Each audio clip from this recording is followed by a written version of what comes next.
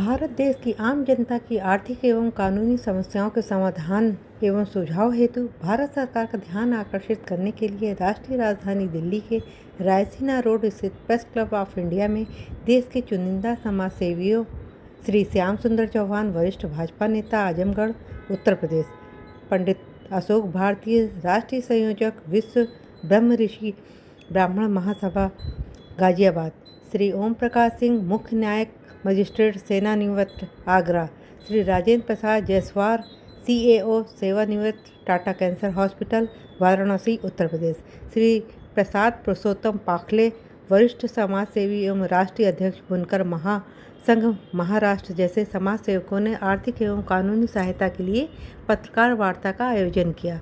पत्रकार वार्ता में देश की बढ़ती जनसंख्या पर गंभीर चिंतन व्यक्त करते हुए देश हित में अपराधों पर नियंत्रण, कानून व्यवस्था में सुधार एवं सामाजिक संतुलन कायम करने के लिए जनसंख्या नियंत्रण कानून तुरंत लागू करने की मांग की गई तथा सांसदों और विधायकों की पेंशन व्यवस्था में सुधार करके उनके अनेकों बार निर्वाचित होने पर अनेकों बार की पेंशन न देकर केवल एक बार ही पेंशन देने की मांग की गई। हम लोग चाहते हैं कि सरकार देश हित में जनसंख्या नियंत्रण कानून बनाए जिससे अर्थव्यवस्था एवं अपराध दोनों नियंत्रण में हो। दूसरी समस्या, अभी 4 दिन पहले देश के सांसदों की 24% वेतन वृद्धि हुई है और वो 3 साल पहले से लागू हुई है और सांसदों और विधायकों को जितनी बार वो चुने जाते हैं उतनी बार की उन्हें पेंशन दी जाती है, जबकि आम लोगों की नौकरी में पेंशन 2004 से शायद खत्म कर दी गई है और कोरोना काल से वरिष्ठ नागरिकों को जो रेल रियायतें वायुयान या रेल में मिलती थी उस पर भी रोक लगा दी थी, लेकिन सांसदों और विधायकों को ये दोहरा मापदंड को हम रोकने की मांग करते हैं। न्यायपालिका में सुधार की मांग हम इस मंच से करते हैं और तथा त्वरित न्याय प्रणाली लागू करने की मांग इस मंच से हम करते हैं। दिल्ली की घटना, दमकल कर्मी आग बुझाने आए लेकिन आग बुझाने से ज्यादा देश में वो आग और लग गई, तो भ्रष्ट न्याय प्रणाली पर भी हम रोक लगाने की मांग करते हैं। धर्म के नाम पर जो राजनीति पक्ष विपक्ष द्वारा होती है उस राजनीति को भी हम बंद करने की मांग हम करते हैं, जिससे कि हिंसा से बचा जा सके और कानून व्यवस्था पर भी प्रश्न चिन्ह लगने से रोका जा सके। अब मैं निवेदन करूंगा चौहान साहब, श्याम सुंदर चौहान जी आपको ब्रीफ करेंगे। श्याम सुंदर चौहान जी। बहुत बहुत धन्यवाद। सबसे पहले मैं press club of India Raisina road new Delhi का आभार व्यक्त करूंगा, धन्यवाद दूंगा, नमन करूंगा कि मुझे आप लोग के समक्ष उपस्थित होकर प्रेस कॉन्फ्रेंस करने के लिए मुझे अवसर दिया गया। इसलिए मैं प्रेस क्लब ऑफ इंडिया का दिल के गहराइयों से हार्दिक आभार व्यक्त करता हूं। और यहाँ इस कार्यक्रम में सम्मानित मंच पे मंचासीन सभी अतिथिगणों का मैं हार्दिक स्वागत और अभिनंदन करता हूं, नमन करता हूं। आज हमारे इस प्रेस कॉन्फ्रेंस में आए हुए हमारे विशिष्ट अतिथि पंडित अशोक भारती जी, जो मेरे दाहिने साइड बैठे हुए हैं। आप राष्ट्रीय संयोजक विश्व ब्रह्मा ऋषि ब्राह्मण समाज से आप हैं। दूसरे जो मेरे से बाएं तीसरे स्थान पर जो बैठे हैं, आप बनारस काशी के निवासी श्री ओम प्रकाश सिंह जी हैं, जो मुख्य न्यायिक मजिस्ट्रेट आगरा से रिटायर्ड हुए हैं। तीसरे नंबर पे आप हमारे बगल में बैठे हुए हैं, जस्ट हमारे बाएं तरफ राजेंद्र प्रसाद जायसवाल जी, जो director administration retired CAO Tata cancer hospital Varanasi चौथे जो महाराष्ट्र के धरती से चल के आए हुए इस प्रेस कॉन्फ्रेंस में मेरे सहयोगी के रूप में, एक समाज सेवी के रूप में श्री प्रसाद पुरुषोत्तम पाटले जी, वरिष्ठ समाज सेवी और राष्ट्रीय अध्यक्ष बुनकर महासंघ महाराष्ट्र के हैं। आप सभी लोगों का मैं अपने अखिल भारतीय चौहान महासभा की तरफ से, राष्ट्रीय हिंदू महासभा की तरफ से हार्दिक स्वागत एवं अभिनंदन करता हूं। आप लोग इस कार्यक्रम की विशेषता प्रदान कर रहे हैं। आप लोग समाज के मुख्य धारा से जुड़े हुए हैं और इस कार्यक्रम के सबसे महत्वपूर्ण अंग जो इस मंच के सामने बैठे हुए हैं लोग, देवतुल्य, देव स्वरूप, शक्ति स्वरूप, प्रिय पत्रकार बंधुओं, भाइयों बहनों, देवियों और सज्जनों, आज हम लोग प्रेस कॉन्फ्रेंस के माध्यम से आपके समक्ष मैं उपस्थित हुआ हूं। तमाम मुद्दे हैं, लेकिन उन तमाम मुद्दों में से कुछ मुद्दों पर मैं चर्चा करूंगा और जो कुछ मुद्दे छूटेंगे उसको जब अगली बार प्रेस कॉन्फ्रेंस करने के लिए मुझे अवसर प्रदान किया जाएगा या आप लोग का सहयोग प्रदान होगा तो मैं अवश्य उस मुद्दे को आप लोग के समक्ष रखूंगा और गुजारिश करूंगा कि जो भी मेरे मुद्दे हैं वो भारत के कोने कोने तक पहुंचाए जाए। तो जो आज का विशेष तौर से जो मुद्दा है वो आर्थिक, सामाजिक, कानूनी मुद्दों पर हमें बात करनी है, उनके समाधान के लिए, उनके सुझाव के लिए। तो यह मेन जो कॉन्फ्रेंस का उद्देश्य है कि हमारे पूरे भारतवर्ष में जो समाज में अंतिम पावदान पे खड़ा है व्यक्ति, उसके तक भी यह मैसेज जाए। इसलिए मैं आजमगढ़ से चल के भारत की राजधानी दिल्ली में आप लोग के समक्ष उपस्थित हुआ। यदि मैं यह प्रेस कॉन्फ्रेंस अपने प्रदेश उत्तर प्रदेश में करता या अपने जिले में करता तो मुझे ऐसा प्रतीत हो रहा है कि मैं अपने बातों को जहां तक पहुंचाना चाहता हूं वहां तक नहीं पहुंचा पाता, अर्थात उसकी ब्रॉडकास्टिंग नहीं हो पाती। तो बंधुओं, मैं पहली बार इतनी बड़ी प्रेस कॉन्फ्रेंस में आप लोग के समक्ष उपस्थित हुआ हूं। आइए, आप लोग का प्यार, आप लोग का सहयोग समर्थन की वजह से हुआ है। तो अब हम बात करते हैं उन मुद्दों की बात। जो आर्थिक मुद्दे हैं हमारे देश की, जो ऋण होती है वो अर्थव्यवस्था होती है।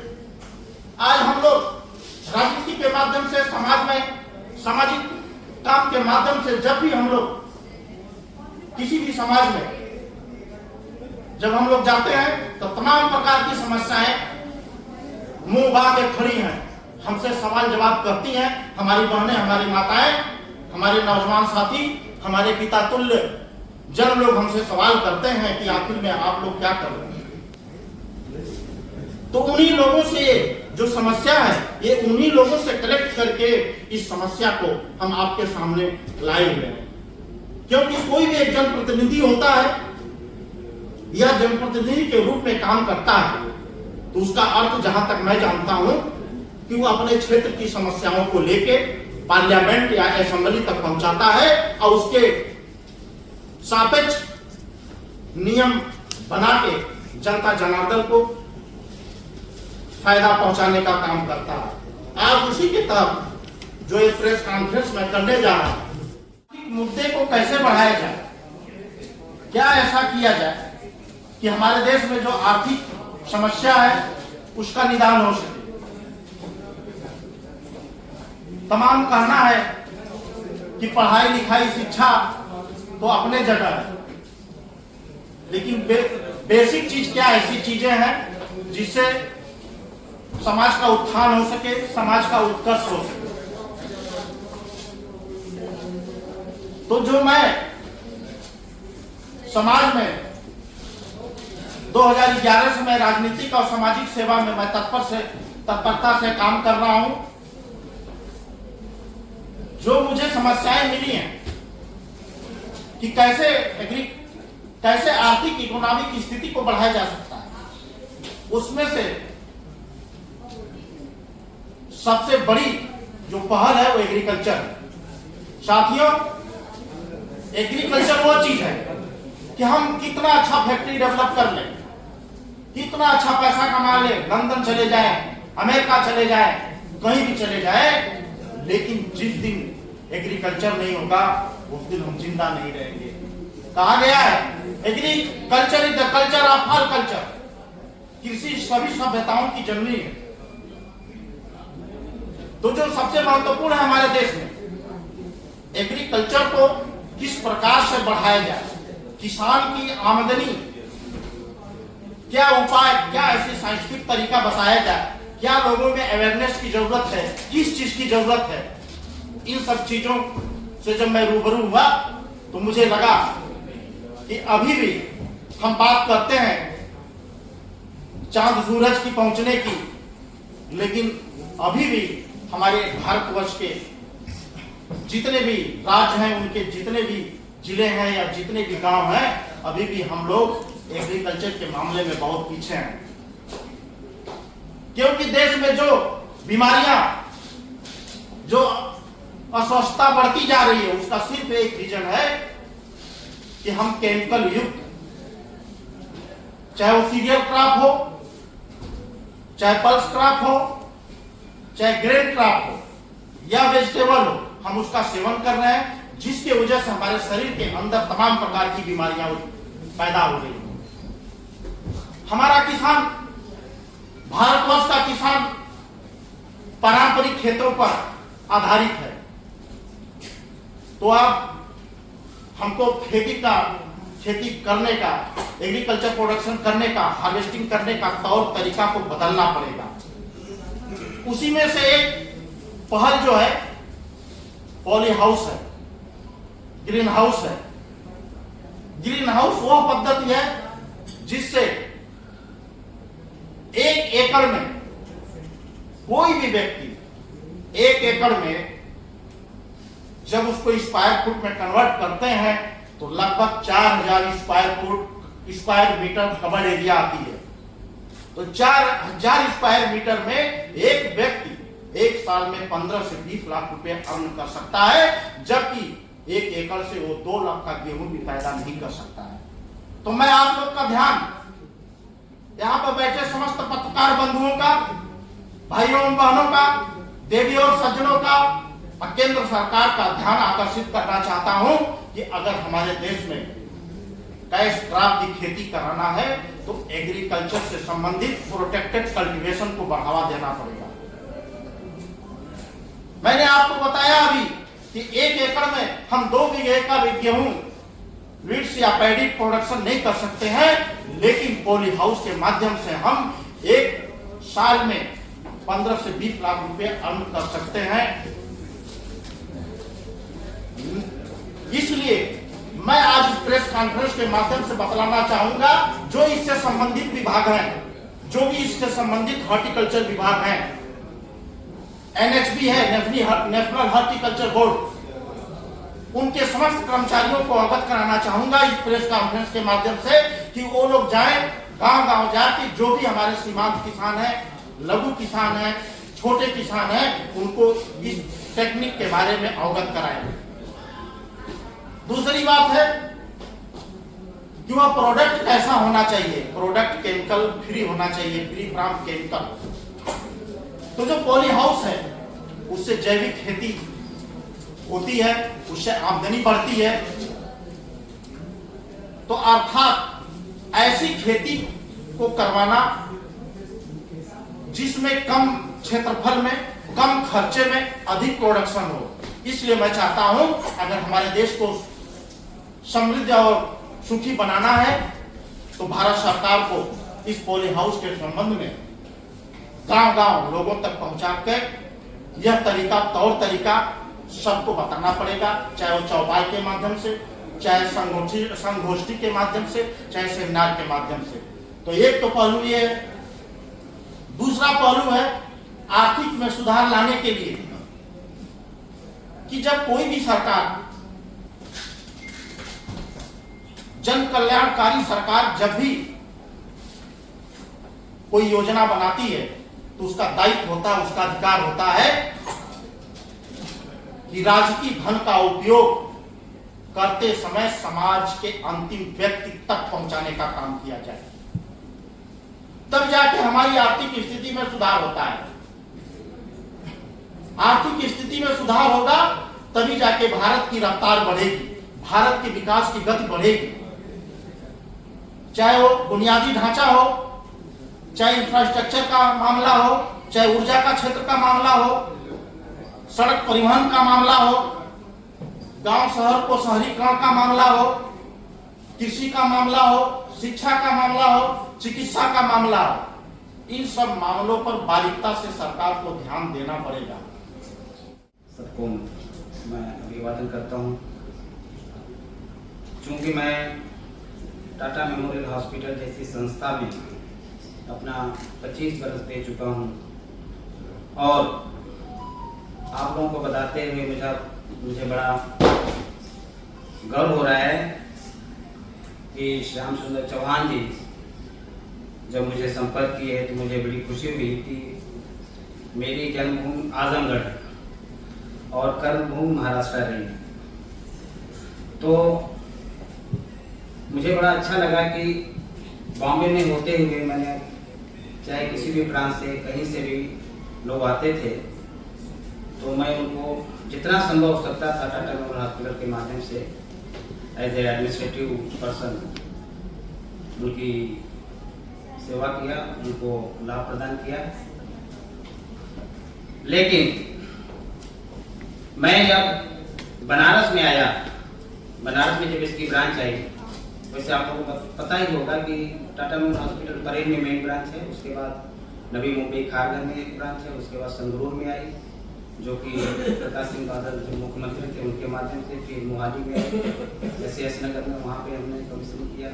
महाराष्ट्र में एक नरगिस दत्त मेमोरियल हॉस्पिटल है, वहाँ पे भी उन्होंने कमीशन किया।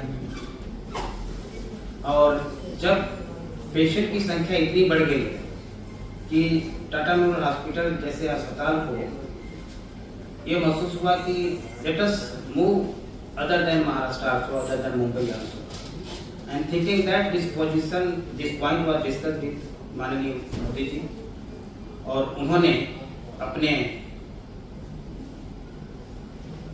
संसदीय कार्य क्षेत्र बनारस में जब इसकी ब्रांच लाई तो मुझे एज ए CEO वहाँ भेजा गया। बड़ा हर्ष हुआ, बड़ा गर्व हुआ कि मेरी जन्मभूमि के पास मुझे भेजा गया है। लेकिन आप लोगों को बताते हुए ये मुझे थोड़ा क्षोभ हो रहा है कि खास तौर से पूर्वांचल में जितनी संख्या है कैंसर से ग्रसित लोगों की, वैसे तो बाकी बीमारियों से भी लोग ग्रसित हैं। Sugar is one of the disease जो कि साइलेंट किलर बताया जाता है। TB is also one of the disease which is also one of the silent killer. But cancer जिसमें 70% केसेस हेड एंड नेक की हैं, ओरल कैंसर है और जिसका प्रमाण घटाया जा सकता है गुटखा, तंबाकू, पान मसाला, दारू, शराब का सेवन न करके जिसको भी घटाया जा सकता है, but it's not happening at all. And second चीज जो चौहान साहब ने उठाया कि जो खेती का माध्यम है प्रोडक्शन बढ़ाने के लिए जो केमिकल यूज हो रहा है, ये रिसर्च चल रहा है टाटा मेमोरियल हॉस्पिटल में और हम लोगों ने भी इस चीज को रियलाइज किया है कि कड़वा तेल जो कि माना जाता है बड़ा शुद्ध होता है उसमें मिलावट है, हर फसल में हर फल में मिलावट है। That is also one of the main reason to cause cancer.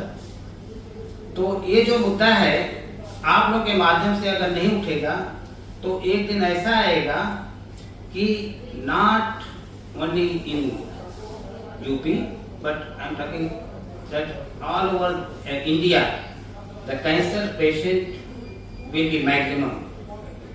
तो उसको कहीं न कहीं इस माध्यम से, इस मंच से मैं चाहता हूं कि जो खेती का जो तरीका है, जो जैविक तरीका है, उसको लाया जाए। हमें और कौन से प्रभावी कदम उठाने पड़ेंगे जिससे समाज में समरसता बनी रहे और गरीब, पिछड़े, दलित, वंचित सबको उचित न्याय मिल सके। आज आप देख रहे हैं मेरठ जैसी घटना, अभी महाराष्ट्र में घटना, कानपुर की घटना, इतने कड़े कानून सरकार के बनाए जाने के बाद भी हो रहे हैं, जघन्य अपराध माताओं बहनों के साथ हो रहे हैं। यहाँ की परिवार के पति ही और परिवार के ससुर ही परिवार के लोग ही कर रहे हैं। तो इसके लिए हम कानून को दोषी नहीं मान सकते। समाज में जो विघटन हुआ है, परिवार टूटा है, परिवार का आपस ताना बाना जो उजड़ा है, जो संस्कार हमारे बिगड़े हैं, जिन परिवारों में रोज लड़ाई झगड़ा अर्थ के लिए, पैसे के लिए, सारी चीजों के लिए होते हैं और आत्मसंतुष्टि नहीं है, जिसके कारण आपको ऐसी घटनाएं देखने को मिल रही है। लेकिन आपने देखा होगा, निर्भया कांड देखा होगा, अन्य कांड देखे होंगे, उसके बाद जस्टिस वर्मा की रिपोर्ट पर सख्त कानून लाया गया, सजा को और प्रभावी बनाया गया। लेकिन पत्रकार हत्या में भी देखे होंगे सजा हुई है 4 लोगों को। तो इस जुडिशरी न्यायपालिका अपनी ओर से काम कर रही है, लेकिन सोचना हमें है, समाज को सोचना है कि हम कौन सा है नैतिक आचरण करें, घर को कैसे संभालें, घर में बहन बेटियां बहू रहती हैं, उनको किस तरह से हम अपनी मर्यादा में बात करके रखें, जिससे कि ये सब जगह अपराध न हो सके। एक होता है मानसिक विकृतता। समाज में ऐसे लोग हैं जो मानसिक रूप से विकृत हैं, उनको समझ में नहीं आया कि मेरी माँ है, मेरी बहन है, मेरी बेटी है। बहुत से उदाहरण आपने देखा होगा।